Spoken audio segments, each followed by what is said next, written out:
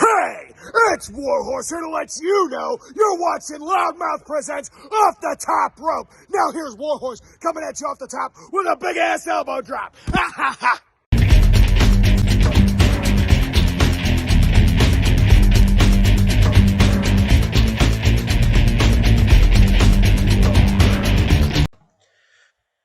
We are here to chew bubblegum and kick ass. And No, we're no, no, no. all out of We're here to bubblegum. rule ass. We're here to rule ass. That's all I know how to do. The Because you're man talking who was fun and born only Warhorse, baby. the man who was born with heavy metal in his veins and paint on his face. And Warhorse. cholesterol heart. Don't forget it. Well, with all that British Fuji eating, I'm surprised you haven't got cholesterol. Man, you know, I'm outside of a training school right now. They're in there kicking ass and taking names. I mean, they're kind of in the middle of something, but Yeah, you awesome. know, hanging out, seeing what I can do, banging heads whenever I need to, and hanging out in bloody old England. I suppose it's kind of rainy, kind of nice out here. It can't make up its mind, but we're here, and that's the important part. There we go. There we go. The journey from a Viking to a warhorse has been really, really interesting. Now, when you started out as a Viking. Why the change? Yeah. Yes. So with Viking culture, you know, we go on a lot of raids and a lot of escapades, and you know, we attack a lot of churches and stuff. So that Yeah. requires a lot of boats, a lot of travel, and you know, we used to rule ass in the ring. But eventually, one day on one of those raids, I got kicked in the head by a horse, and now I talk like this because he also kicked me in the throat, and I realized that maybe Vikings aren't my cup of tea. Maybe horsepower and heavy metal's my cup of tea. And then, you know, it slowly flowed into itself. And now Warhorse is out here being Warhorse, being the god of thunder and rock and roll, as only I can be. There we go. And that's There we go. I'm in, you know. I want to talk, just as we're looking at the camera right there, we are seeing a scar on your lip. When I Yeah. saw that injury, man, I was like, that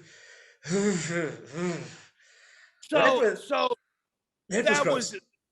a fun night to say the least. So uh, I was wrestling one of my longtime rivals. His name's Gary J, and we hate that guy. Don't Yeah. like Gary because he at one point in the matchup he took the top turnbuckle off, stuck it in my mouth, and threw me out of the ring. And I didn't know that my face was hanging off. All I knew was there was blood, and I'm staring at the ground. And there's a pool of blood pouring out of my face. And there's more blood and more blood. And slowly, I saw my reflection in the blood. And I looked at myself and I thought, do I want to stay down or do I want to get up and fight like hell and finish this matchup? So, looked at myself. I said, Self, get up. Get your ass back in there and fight like hell. So I did. I got back in the ring. I wrestled for another 5 or 6 minutes. I decided to beat the shit out of Gary J with a steel chair. And that's where we're at. Then eventually I went to the hospital and it felt like they were running a shoelace through my face. But they fixed it up and got it taken care of. Oh man, when I saw the visual there, I was Yeah, the, mouths at one point. oh man. At any point, did you think that that was a good idea? Uh, no, no, no. In fact, it was pretty cool because you know there's plenty of songs. There's one by Megadeth called "Hook and Mouth," and then there's another song by Municipal Waste called "Headbanger Face Rip." And you know, I feel like I fit right into that category. Yeah, And you know, yeah. There we oh, go. uh, there's a band called Eat the Turnbuckle too, and I've offered to let them use the picture of my face getting ripped open for an album cover, and hopefully someday in the future they'll take advantage of that. Well, they should because that's an excellent name. Let's talk about a bit about the. You go to prowrestlingtees.com/ whatever the hell and you search Warhorse, there is a picture of my face with the censor bar because you know don't want nobody seeing me without the paint on. Yeah, But yeah. there is a picture of me, my face hanging open, bloody, ripped open, disgusting on a t-shirt. So you can purchase that for your own well-being. Oh, there we go. Pro Wrestling Tees / Warhorse. Go and take a look at it. I think it's In, slash war. Should be. If not, it's a it's like 420 or something along those lines. Oh, there we go. There we go. In the tradition of face painted warriors, Yes. Demolition, Legion of Doom, um, Yes. some of the really really great ones. Where does your face paint fit into that? Because it's very let's not say standard, but it's very striking, but at the same time very simple. So where was the It's where was the genesis of that? so the inspiration for it came from a couple places. There was a lot of 90s comic book influence. So a lot of characters like Spawn and Angela, and mostly Image comic book characters from the early 90s, they all had face paint somewhat similar, but legally distinct, of course. Of course. And then also, if you look at the album Welcome to Hell by Venom, they have the Baphomet in the center of a pentagram. And if you flip it upside down, you'll notice it's strikingly similar to the shapes we have here Okay.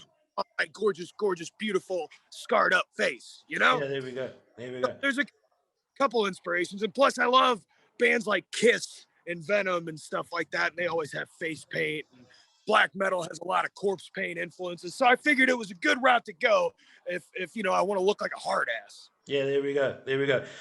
With the painted face comes other painted face people that come along with it. Are we still going to see the tag team of Warhausen along the road? So I would like to think so, yeah. And as much we have been partners and we are very good friends. If it wasn't for lockdown, he would have been one of the groomsmen at my wedding. But as far as right now, Danhausen's doing his own thing, and I can't help but support him and his wacky antics. I think right now he's fighting Hook, or they're fighting over a bag of chips or something, and I couldn't be happier for him. But you know, maybe that's not in the cards for me right now. Maybe something else. Maybe my destiny's a little different and I got to walk a little different path. But our paths will meet up eventually, and we can never rule that out. Yeah, fair enough. Fair enough. I want to just switch gears with you for a minute. There's a lot of. Like that. Big idea. I thought we had a good thing going. You want to change it up on me? All right, whatever. Throw me a curveball. Let's see what happens. there's a lot of there's a lot of similar looking gimmicks in professional wrestling at the moment. Very Okay. generic, very So you're calling I me? wouldn't want to say copy and paste. You stick out So quite a bit. yeah. No. You stick No, out, no, but no. there's a lot of other copy and paste guys out there. So no, not you. You're fabulous, but Yeah, and handsome. and handsome. Do you Yes. think that professional wrestling at the moment is far too generic in terms of the look and in terms of the move sets that are happening out there? I don't think generic is the word. I think there are a lot of creative wrestlers that limit themselves to what they think they should do versus what the fans think they should do. And by that I mean I run seminars and I tell people all the time that fans don't know what they want until they see it. And if you keep giving them the same old, yeah, they're gonna react to it. Yeah, they might give a shit. But if you give them something new, if you tell them about something new, like let's say you try to explain, let's use Danhausen as an example. You can't really explain that to anyone, but once you see it, it makes sense. Mm-hmm. And you're not going to know what works or what doesn't work until you try something new. A lot of people are afraid to try new stuff. I mean, I certainly was scared whenever I decided to put the face paint on, but I realized that I'm just too handsome for people, so I had to put face paint on to make myself look a little less handsome and make it fair for everybody else. Fair enough. And things like that. It's just about not being afraid to throw stuff at the wall and not being afraid to be creative and not trying to put yourself in a box. But there are a lot of people with a ton of potential, but all they do, like you said, they do the same spots, they wear the same kind of gear, a lot of boots and trunks wrestlers, and there's nothing wrong with that. There's always room for that, but there's always room to grow, and a lot of people are afraid to grow because they're afraid of being creative or somebody telling them no, shunning them because they tried something new. What It's is a the long most form for a question, but sorry about that. What is the most underused wrestling tropes that guys should be doing better now? I think personally I mean, if you want the real answer from straight from the horse's mouth, I'm going to give it to you.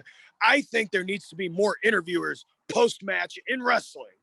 By that, I mean, if you think back to like the territory days in the United States, there was always an interviewer ringside, or there was always an interviewer backstage. And even if the people cut promos, even if the wrestlers couldn't cut promos, it was the interviewer's job to draw that out of them.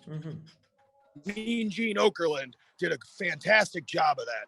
A lot of interviewers of that caliber back in the day. And I feel like that's missing. And it adds to the live atmosphere of anything can happen, because a lot of people, once they have their match, they're fired up and they can do a promo like nobody's business after that. But if they have to do it at their house and they don't have any ideas for a promo or anything like that, and they're cold and their adrenaline's not pumping, it's hard. So I think having an interviewer, someone who can guide people from point A to point B and make sure all the bullet points of the good, fine wrestling promo are there. I think that's what wrestling needs right now. More interviewers and more live action promos in the ring. What is the most overused wrestling trope?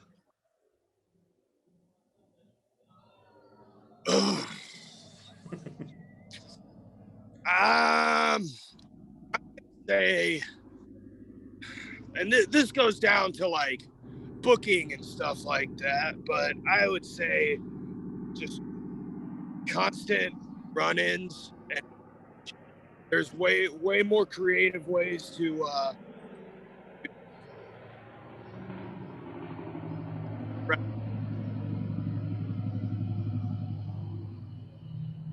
okay, especially on TV nowadays. A lot of the ref gets run into and then somebody runs out and stuff, and that's cool and all, but there's a million different ways to end a wrestling match. We don't always have to draw from that. You know what I mean? Yeah, I get you. Now, going back to your home base in the States, you are you run the wrestling school with Davey Richards and another gentleman. I can't remember his name right now. How valuable is it having somebody? It's Camaro Jackson. That's the gentleman. What? That's the gentleman. I forgot his name, unfortunately. My apologies. Mike Outlaw. That's the one. I forgot his name. My apologies. How valuable is it having somebody like Davey Richards with you in your wrestling, with the wrestling journey, with the wrestling school? He has taught me so much about bringing intensity and just an energy that I had it before, but I didn't know how to dial it in. You know what I mean? Like, he made sure to show me different ways to draw energy from the crowd. And if I didn't have somebody like that, especially somebody to help fine-tune all the weak points in my matchups, I don't know where I'd be right now. So I owe a lot of credit to Richards and working with him. And I feel like since I've met him, I've only known him, it hasn't even been a full calendar year yet. But I feel like I'm a completely different wrestler now than what I was before I met him, especially before. Yeah. Would you perhaps look at a tag team, the American Warhorses? We've actually teamed up before at St. Louis Anarchy. Our school is called Team Ambition, but whenever we get him team together, we called it Team Ambition. So that was a pretty cool meeting of the metal minds, Yeah. Was that a once-off, or is it something that you could be looking further on down the line? Because I understand when it comes to tag team wrestling, there's probably nobody better. Yeah, I mean, we've been called upon a couple times, and it's definitely something I would like to do in the future. But also, Davey's been in several famous tag teams, and he's not only teamed with myself, but he's also teamed with Eddie Edwards, and they've reunited the Wolves.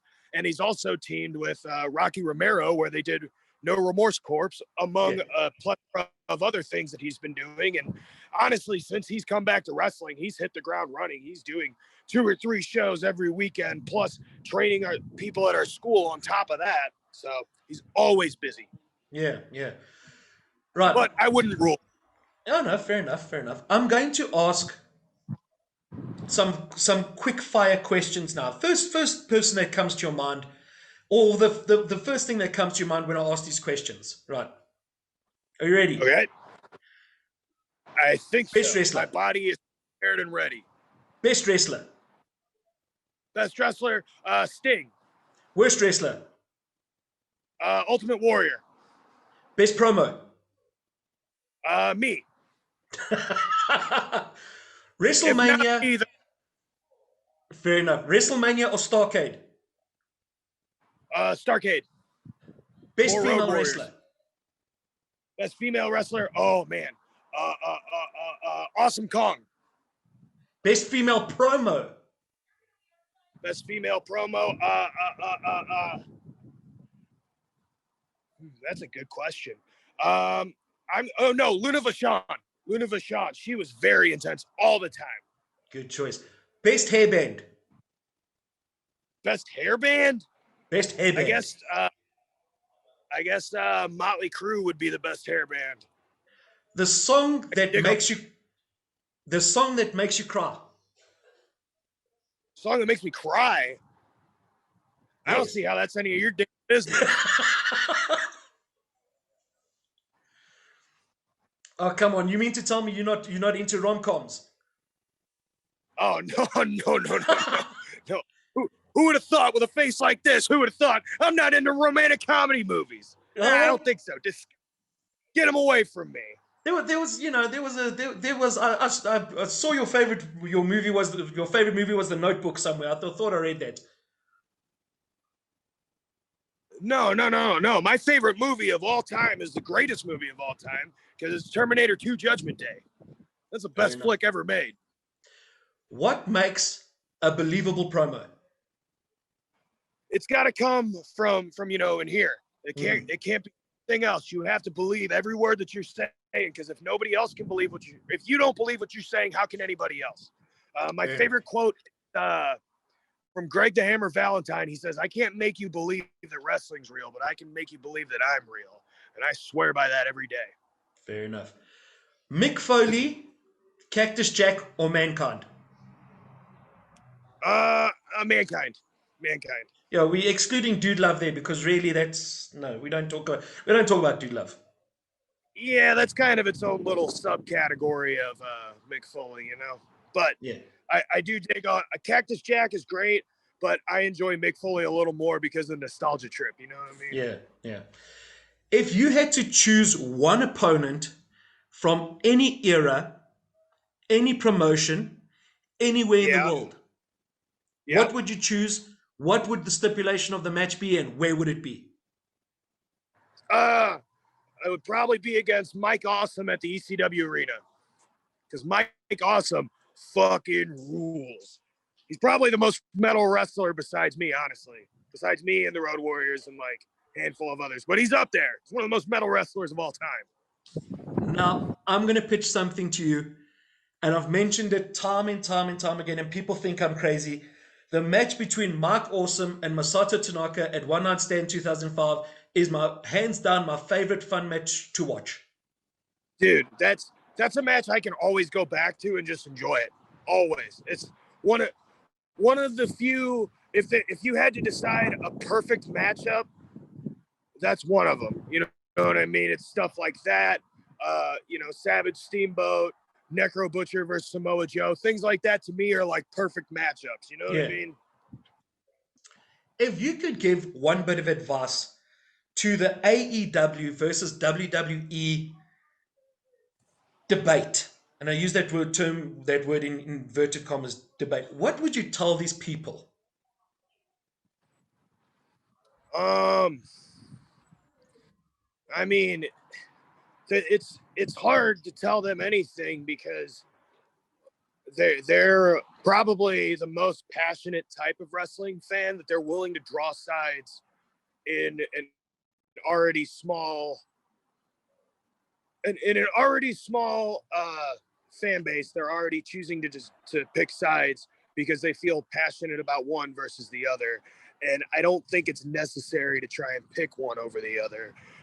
Me personally, as cool as watching everybody fight online is for me and just sitting back eating popcorn, watching the mean things people say at each other, I do think it's a bit unnecessary to try and say that one product is better than the other whenever both products are completely different from each other. The only thing that they really have in common is just the fact that there's wrestling matches. But that's trying, like, comparing AEW to WWE is like trying to draw comparisons between Ring of Honor and ECW. Yeah. They're not really the same thing. I mean, like, yeah, they use a lot of the same people, and so there are a couple similarities, but for the most part, they're two completely different products, and they're being portrayed as such on TV. It's not like they're ripping off storylines from each other. It's not like they're really doing the same title programs from week to week. I mean, you get a whole different experience when you watch AEW versus WWE, and some people don't like the WWE experience anymore, and some people don't like the AEW experience anymore, and it's just a matter of what side you draw the line on. But I don't think it's necessary to pick fights with people online over it.